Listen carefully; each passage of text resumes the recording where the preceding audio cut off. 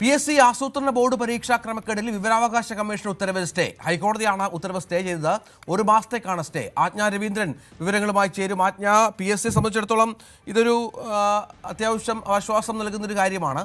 പക്ഷേ അപ്പോഴും ഒരു മാസം മാത്രമാണ് സ്റ്റേ ഉള്ളത്. മറ്റു വിവരങ്ങൾ എന്താണ്? കോടതി ഉത്തരവിന്റെ വിശദാംശങ്ങൾ. രഞ്ജിത്ത്, PSCക്ക് ആശ്വാസം നൽകുന്ന നടപടിയാണ് ഇപ്പോൾ ഹൈക്കോടതിയിൽ നിന്നും ഉണ്ടായിട്ടുള്ളത്. വിവരാവകാശ കമ്മീഷന്റെ ഉത്തരവിന് സ്റ്റേ നൽകിയിരിക്കുകയാണ്. അതായത് 1ഉം 2ഉം റാങ്കുകാരുടെ ആസൂത്രണ ബോർഡ് നടത്തിയിട്ടുള്ള പരീക്ഷയിലോ PSC പരീക്ഷയുടെ 1ഉം 2ഉം റാങ്കുകാരുടെ മാർക്ക് ലിസ്റ്റും അതുപോലെ സർട്ടിഫിക്കറ്റുകളും നൽകുക എന്നുള്ളതായിരുന്നു 3ാം റാങ്കുകാരനായ K. ശ്യാംകൃഷ്ണൻ ആവശ്യപ്പെട്ടത്.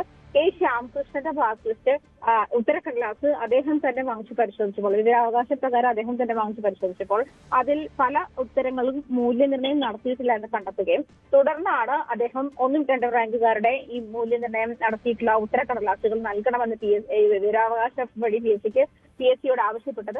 അത് നൽകാൻ വിവരാവകാശ കമ്മീഷൻ ഉത്തരവിടുകയായിരുന്നു. ആ ഉത്തരവിനാണ്, അതായത് ഈ അദ്ദേഹം ചോദിച്ച സർട്ടിഫിക്കറ്റ് ഉൾപ്പെടെയാണ്. അതുകൊണ്ട് അത്തരം കാര്യങ്ങൾ സ്വകാര്യ രേഖകളാണ്.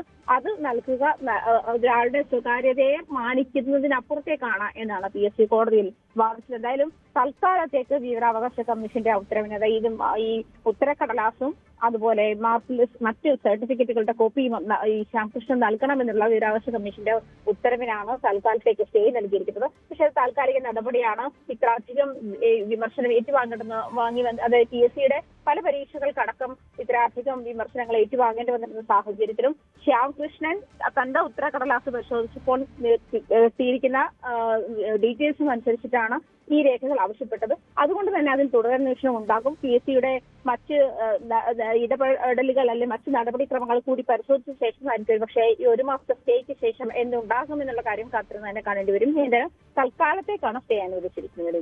ശരി. കൂടുതൽ വാർത്തകൾക്ക് News 18 Keralam YouTube channel subscribe ചെയ്യുക.